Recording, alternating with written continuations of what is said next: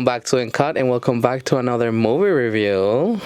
Haven't been around here for a while. I know. It's been almost a year since we did movie A little reviews. shorter, maybe. I think we did a movie review in between interviews and stuff. Maybe in the fall. Yes, I think that might have been our last one. Yeah, we did like the wedding ones, but that doesn't really count.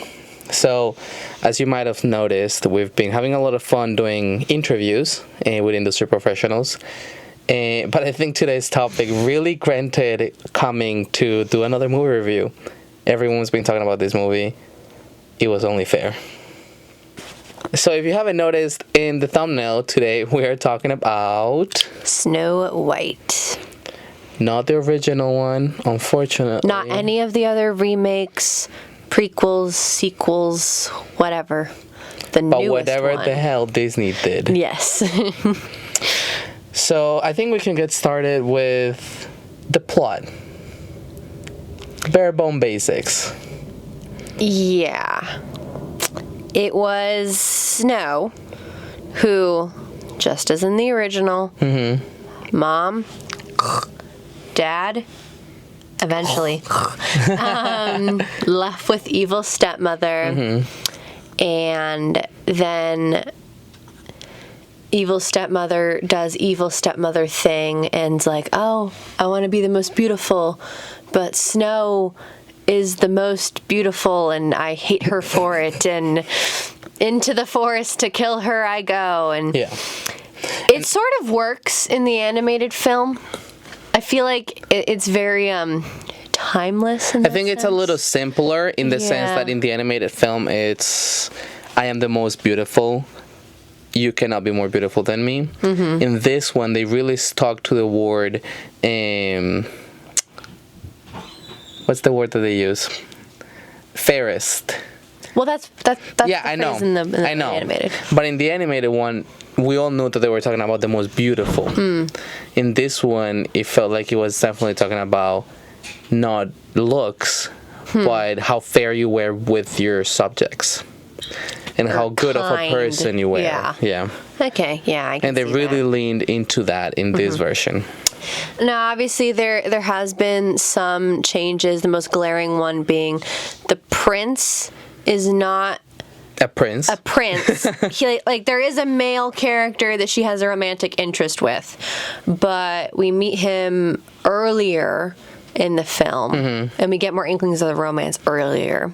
Mind you, this is also a musical. I mean, the original is also a musical. I feel like the original had less songs, though. Okay. Overall, I Can't say I wish remember. I could count them right now. I feel like the original has less songs than this new one, because we were adding in different plot points.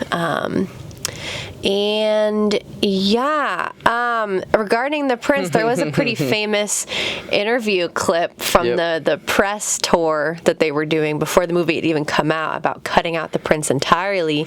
And then watching this movie, it really felt like, why did he even say that? Because it's not like he was only in a couple unimportant scenes. I think he was even in scenes that made Snow White look the way she did. Like, she is brave, she will go out of her way to help people, but the prince was there. So if you cut those scenes, then you miss out on a big character development for Snow Yeah, White. she implies cutting him out, but he has almost the exact same amount of screen time as she does in the final plot. And he doesn't save her in the way I think in the original you get the vibe he saves her. But he still does, though. But he still does? Like, she would have been dead had he not been there. Yeah, anyways. it's weird. I feel like what you should do when you're remaking a classic is you add something new. This movie felt boring, I think, because it added almost nothing of substance. Dare I say, it didn't add anything new, it took away. What do you think they took away? Well, they took away, I love a good romance. This one was a romance, not a good one. I mean, the original, they didn't have the prince's character developed at all. So they could have added, like... adding something Because even is good. in this one, it felt like, why are they connecting? You know? They barely know each other. Yeah. And you're already falling for him. I don't. This movie just didn't add anything, as you said, but rather it took away stuff that is iconic from the first one. Yep. And then on top of that, the whole controversy with the Seven Dwarfs not being real fully actors. CGI. Yeah. I don't know how I felt about the dwarves. I mean, we saw more of them in this movie, and it felt like they were more fleshed out characters. I like them. Yeah, so they were like. I didn't fully mind the CGI, but I understand why it would have been nice to have real actors instead. Yeah, exactly. What I think I would have wanted. So I said this as we were leaving the theater, that it felt like a kid's movie by way of being like Snow's whole idea for how to save the kingdom, or how she was gonna rule, as like a queen and be a better queen, is to share. We just have to share. There was no further thought into it. It was literally just, let's share. Make pies. Let's make pies. She was so obsessed with the fact that they made pies and handed them out to people. Like, she's not been trained at all to be a queen. That's your entire plan? Like... That's why for a second I thought that they were actually going to bring back the king, that he was going to be alive, because she kind of doesn't deserve to be the queen yet. Because she doesn't know anything. Know how to. Exactly. Like, being a king for a kingdom, or a queen, does involve a lot of politics and just actually running a kingdom. And you unfortunately can't just share everything. There are things you need to divvy up properly and budget and prepare for, and there's problems within a kingdom, but they just take all of that and be like, we're not going to touch any of the political fantasy elements that would make the story interesting. We're going to leave that alone. Just focus on, let's all just be nice to each other. But here comes a double whammy. Going back to being the fairest of them all, there is still the implication that the queen is very focused on her looks.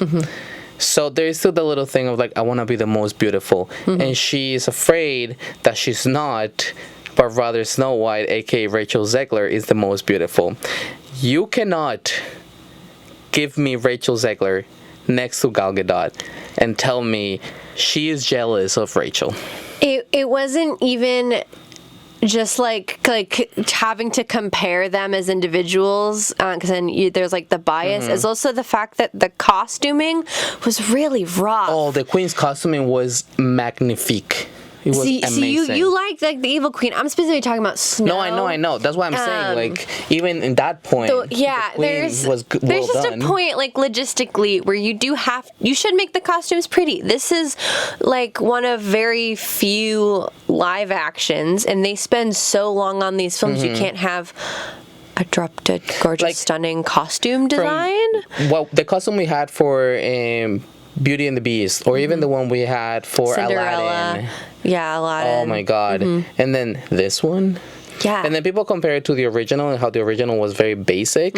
Okay, keep it like the original, then there's no need to change it for something that people might be able to complain about. Yeah. It was just like, it just didn't look the way I felt like it should. And I know that, like yes, you liked Gal Gadot's costume. I personally didn't. I think it looked cheap and tacky, because her whole thing were like the stones and having it. So I feel like because her character was so shallow and one note really throughout the entire film, her costuming unfortunately reflected that for me. And so I also was just like, that's what she got. These people, this is what we're doing. Okay. So all of you look ridiculous right now. You mentioned being one note. Let's talk about that. Gal Gadot is not a good actress. Unfortunately so. If you've been on the internet in the past couple of weeks, you've seen the compilations of her being enough champagne to fill the Nile. There's a monotoneness that did not really go away. Like, her range is raising the eyebrows. Yeah. She's mad depending on how mad she is, depending how high the eyebrows go. Yeah. It's rough. It was rough, and I felt like I just like kept looking at you for your reaction, like, we're watching the same musical number taking place, and I'm feeling nothing. I'm looking at someone who doesn't seem like they're in it at all. And some people were like, you should have done like one fan cast that I don't know how I feel about was Lady Gaga. I agree that she's not the greatest actress. I haven't seen For the Lou or whatever the name is of the Joker the second movie. Also atrocious movie. Yes. But given that Gal Gadot is so one layer, I don't think Lady Gaga would have done too bad. Right. I mean, we could have brought back Angelina Jolie that played the other evil queen from... Well, she was already Maleficent. Yeah. I feel like you definitely couldn't. Yeah, but she absolutely killed it, so like... Yeah, but like people have Doesn't like even monetized matter. her image as Maleficent, That's true. so you can't That's really true. like cross. But she looks like an her. evil queen. She does have the look, but I think Yeah. that's why she fits for Maleficent a little better. I don't know. There needs to be someone different, less attractive, less what's the word? Objectively attractive, I guess. Like Gal Gadot is good looking. So I think this is a good segue to talk about my favorite adaptation of the Snow White story, and that's Snow White and the Huntsman, where you have Charlize Theron as the evil queen and Kristen Stewart as Snow White. And okay, I know. Let's Let talk me about speak. one Let me layered, speak. one layered actresses. Let me speak. What I really like about that movie is because, yes, Charlize is beautiful, but there's that added layer where she is also actually more of a witch. Like we know through all of one scene that Gal Gadot's evil queen is also like a witch and does like potions, but you see that in Charlize's character. She's literally sucking the souls out of girls to keep herself young and beautiful. So there's almost like that horror element to it. So you felt, even though she was beautiful, you could see like the evilness, which also tainted how she looked. So you felt like, oh yeah, that looks crazy. And then the costuming added on top of that, it kept her still looking crazy but beautiful. And so like it would make sense where I don't know how you feel about Kristen Stewart. I liked her performance in this movie, but again, her thing wasn't. Wait, hold up. like, Am I confusing? What? Is Kristen Stewart From Twilight? Okay, yes, You were correct. I knew. good. I understood your reaction.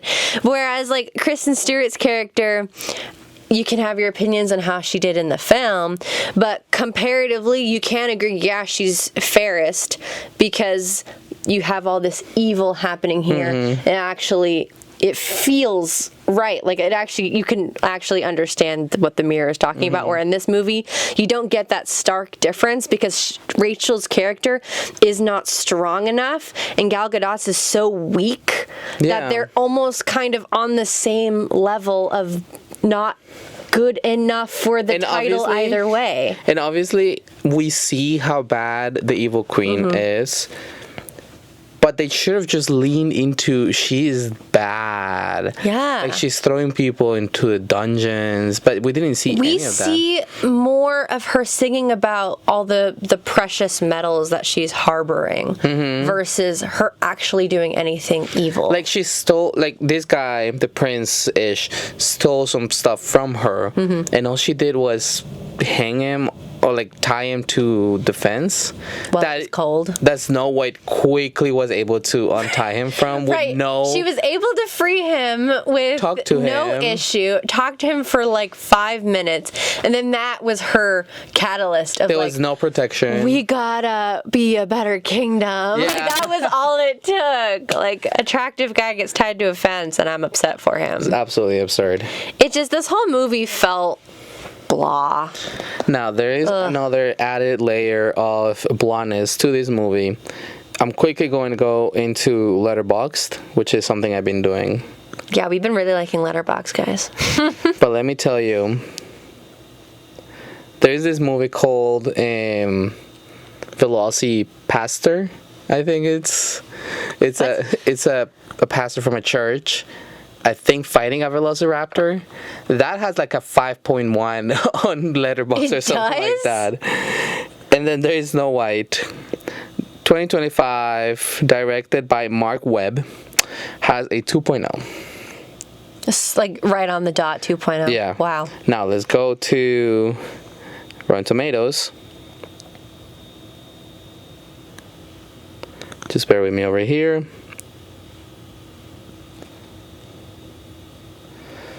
40% tomatometer, 72% from the audience. That is a lie.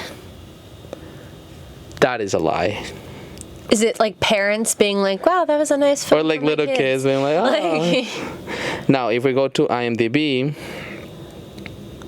Snow White 2025, this is where it became iconic that Snow White became the most hated movie of all time in ratings. It's at 1.6 on IMDb. It's the first movie to drop from 2.0 on IMDb. Even beyond that horrible Dragon Ball Z adaptation that we saw a couple years ago. So it's just really telling about. Also, I mean, let's be honest. I think I gave Snow White, I don't know, a 2.5 on Letterboxd maybe. Like, it was bad, but I thought it could have been worse. I mean, yeah. Obviously. Let me tell you exactly what I gave it. Like, I could have, like, hated it, but I felt nothing while I actually watching didn't even rate it. But I was thinking forgot. I was thinking about like 2.5-ish. The reason why people had so many opinions about it from the get-go is from the bad press that the movie had from a year ago. Like, they literally started early on ago, when they announced the film and they announced the cast. Like, set aside all the stuff about how, like, oh, she's not, like, the Snow White actress is not white. Yeah. Set all that aside. That was its own little mini controversy. That's not what made it bad from the get-go. It was the press tour in which the actor, like, Gal Gadot did a fair share, but Rachel Zegler took the most screen time. She was absolutely hating. She was insulting the original film. She was talking badly about her. Like, there was like something about how when the strikes were happening with actors, she was talking about how, like, I want to get paid every penny to stand in like a Snow White costume. She was talking about streaming. Every penny of minute that this movie streamed. Like, to get paid for the fact that I had to stand in like, honestly, if she got paid for every minute that movie's gonna be streamed, she might get a couple pennies. Not gonna lie. Yeah, I have no idea what streaming's gonna do to this film. But yeah, so there is just a lot of different things, and she became known as unlikable. And Weird. It is unfortunately iconic now, those little interview moments. Just a little meme now. But that goes to show how bad press, even before anyone's even laid their eyes on the final edit, can actually kill the film. It was very early on. Mind you, like, so early on that A Song of Snakes and Birds, or Ballad of Songbirds and Snakes. There you go. The Hunger Games prequel came out after she already started doing this bad mouthing of the movie. I really liked her in that movie. Like, she absolutely killed it. And I've heard good stuff about her performance in Shazam. So it's not that she's necessarily a bad actress. She killed it in the singing in Snow White. She's a good singer. She's an alright actress. And to that point, she's not even bad looking. She just felt so disconnected from reality and so hypocrite or like ungrateful. She didn't have any connection to the movie. There's a lot of people talking about how she sounds like she has like the biggest ego.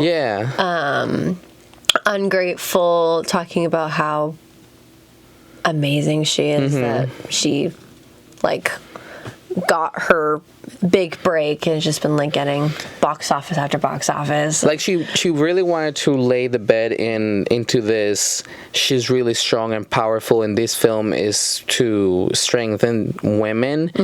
Imagine if Margot Robbie did the press tour that Rachel Zegler did when she was doing Barbie, being like, I heard the original Barbie because she is just a little pretty girl and it's a doll, whatever, and we're gonna do something completely different over here.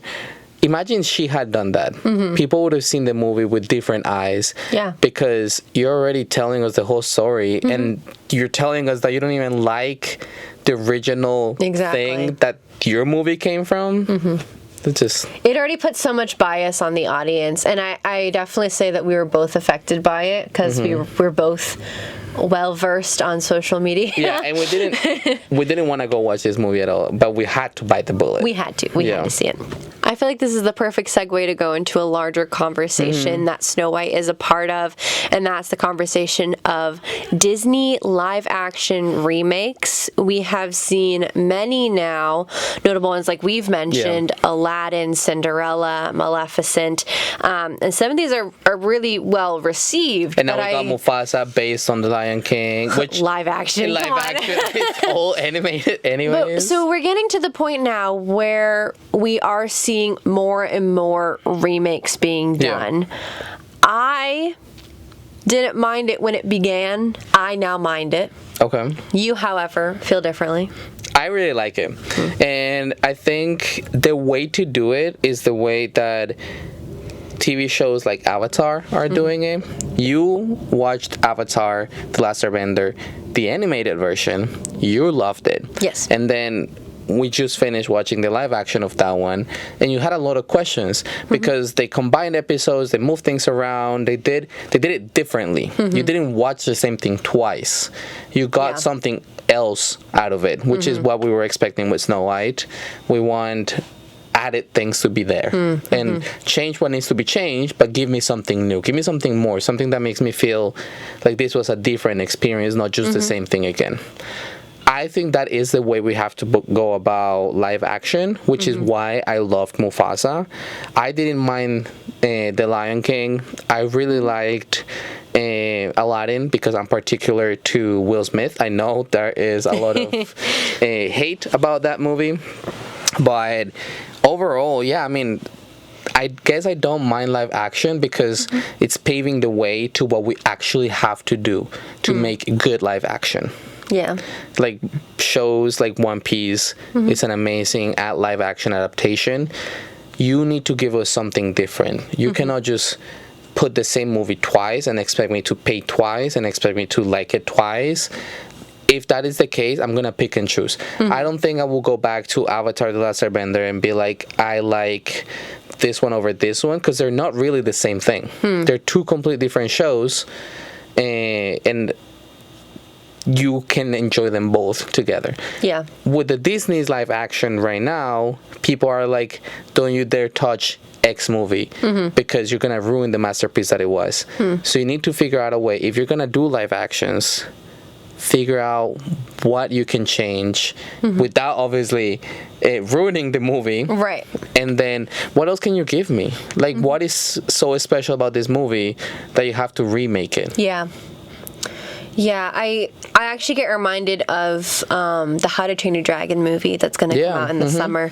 I actually saw a lot of people excited about the fact that it looked exactly like the animated movie as per like the trailer. So I'm very curious if they're going to change some things in the plot, because it seems some people were excited about the fact that it could just be a direct word for word type thing, which to your point does not add anything. Why are you doing this in the first place? But I think there goes the other side of this coin. It's dragons, right? You know, there is some things that are so not from this world that you might really want to see in a live action just because it's so fantastic. Yeah. So with this movie, it might be the exact same, but I think the added layer to that for the fans is how would this movie look if it was in real life? Like, you don't really want to watch Cars live action. Because it wouldn't make sense. Because, okay, it's talking cars, whatever, but we see cars every day. So if you're going to do a one-to-one Cars live action, then you're just doing a Formula One or a NASCAR movie. Exactly.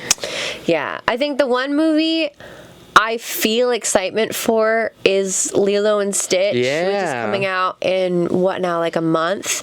And again, it looks a lot like the original from what I can tell, but also I do see some signs that we might get a different interactions between like the sisters and Stitch and whatnot. So we'll see how much they bring to the table.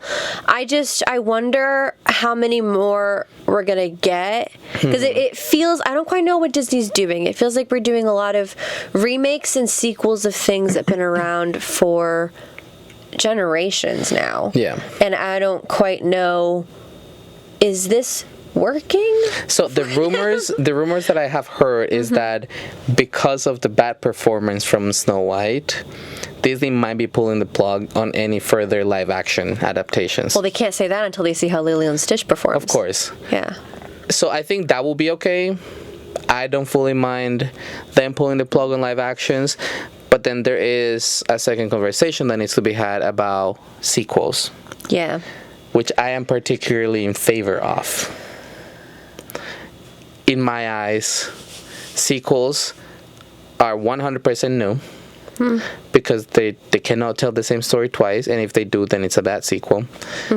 I usually, when a movie ends, I'm like, oh, but what happened to their lives? What's up with them?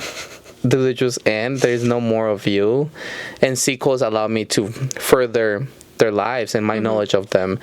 And it feels like if someone doesn't want to continue this journey with them, then you can just not watch the movie.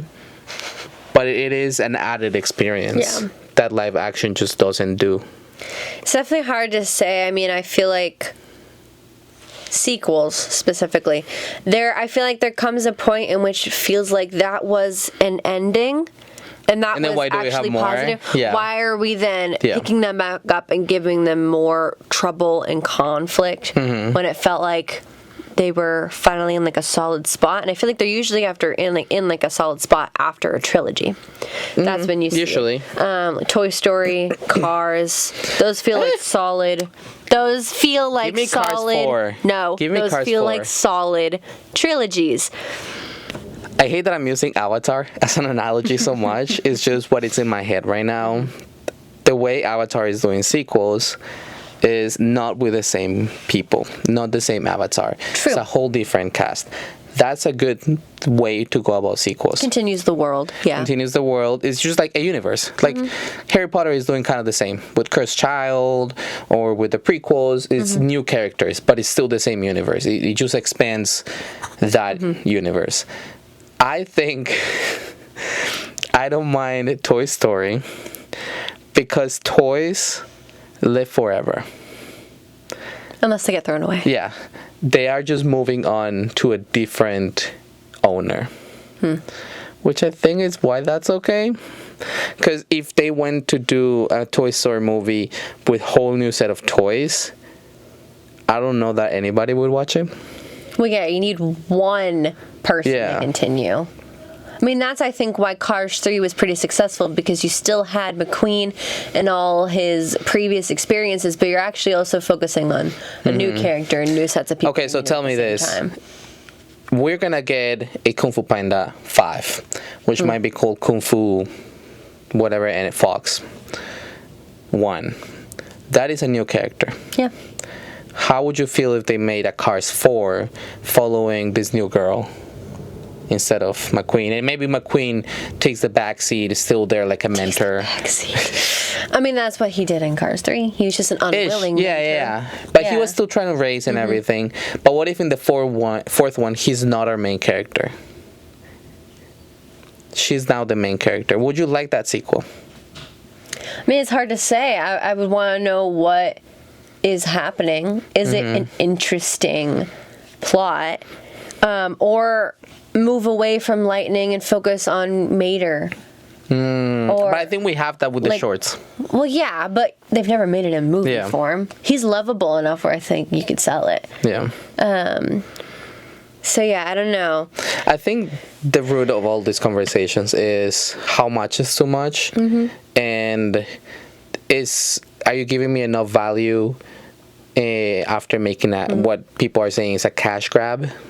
Also, we're not Disney's target audience anymore. Oh, I know we're not. We used to be a bit Not for 10 ago. years.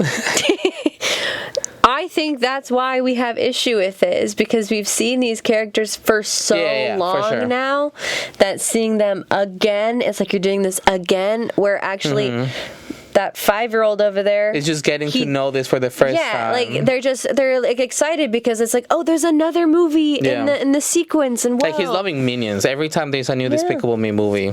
My God. Which I think I might have mentioned this when we did the review of Kung Fu Panda 4. You're giving the opportunity for a new set of audiences to enjoy their character. Like, Poe was our character. Maybe this fox is their character. It all evolves. Yeah, and now that we're getting older, we can end up being more critical because we've seen it for so long. But from their perspective, new kids are born every day, and new children are not going to be like, but that wasn't a good ending. Why are we continuing it? Like, they're not going to say that. You also got to think about the parents, which are the ones taking the kids to these movies. Yeah. You, as a Toy Story lover, are you going to take your kid to Toy Story 7? Yes, you will. Yes, you will. Because it's the nostalgia marketing. Exactly. So, I don't know. I think it works. And if it doesn't, they'll stop doing it. We're not the target audience anymore. Yeah. They're gonna keep doing it because it is unfortunately profitable. And if we want quote unquote substance, we will have to look elsewhere. The movie for industry other times. is absolutely immense. It's saturated. There is Going back to award Snow for White, everyone. there's so many. You Yeah. could find just a different adaptation by a different company, and you'll be satisfied if you didn't like that original Snow White movie. And thinking about the target audiences, I don't think kids nowadays are worried about what Richard Segler said or did in the press tour. I think kids are just going to go to the movie and say, look, it's a princess. How beautiful. Or, oh, look, see? That's why we should share our things. Yeah, exactly. Because Snow White At the end of the day, it is a kids' movie. Yeah. And which is why the whole controversy with Little Mermaid didn't even matter much at the moment of kids watching the movies. You just see little girls going to the movies and being so excited because they're seeing a princess. They're seeing a mermaid that looks like them. Yeah. That's all that was. So, at the end of the day, we're having really interesting conversations about should we not, but the ones that matter are enjoying it, so what's even the point? The point is, don't make live action. Well, definitely let us know what you think on all the different things we've touched on today. I'd love to know if you think we're on the right track, if you think we are completely wrong about anything. I'd love to hear it. Yeah. Well, thank you so much for joining us one more time. This was really fun being here again, just having a conversation between the two of us. I think we go off each other very well. Yes. So maybe we'll do this more. just make sure you hit like and subscribe, and we'll definitely keep. Well, if you're on doing these. YouTube, yes. So to that point, if you're on YouTube, make sure you subscribe to our channel, That Film Couple. Did you forget the name? Oh my God. For those watching on YouTube, make sure you go and find us on any podcast platform as #cut! If right now you're listening on one of those platforms, then go to our YouTube and like and subscribe at That Film Couple. You can also find our short form content on TikTok at That Film Couple, and you can find us on Instagram at #cut! The Podcast. You can find me on Instagram as Sebi.mp4. And you can find me at Caitlin.mp4. Last but not least, I haven't done this in a long time, but I'll go back eventually. We're about to move to Los Angeles, so I'm planning to do a setup there for streaming. But if you want to follow me on that journey, you can follow me on Twitch as Sebasparra1K. Is that it? Yeah. Did I cover it all? You covered it all. Nice. See? It's like riding a bike. Get the hang of it again. Yeah. Thank you so much for being here one more time, and we'll see you in the next one. And cut! Woo! Big kiss.